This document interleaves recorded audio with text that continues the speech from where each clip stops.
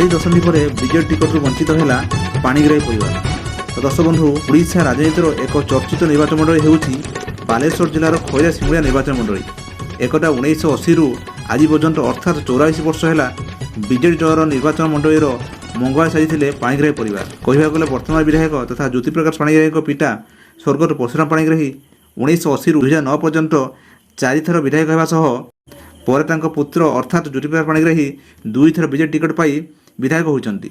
किंतु विडंबनार कथा एवेकार निर्वाचन अर्थात 2024 रे पाणिग्राही परिवार विजेड टिकट पाइबार वंचित हो। टिकट पाई सिमुलियार समाजसेवी तथा विजेडी नेता शशि कुमार साहू पत्नी सुभाषिनी साहू। देखा बाकी रहा विजेड टिकट पाई सुभाषिनी साहू बाजी मार्चंती ना पाणिग्राही परिवार टिकट वंचित होता राजनीतिक भविष्यपट कौन हो। दर्शक बंधु भिडियो आपको भल लगी गोटे चैनल को सब्सक्राइब करेंगे और आप मतामत शेष लिखे। दर्शक बंधु रही नमस्कार, जय जगन्नाथ।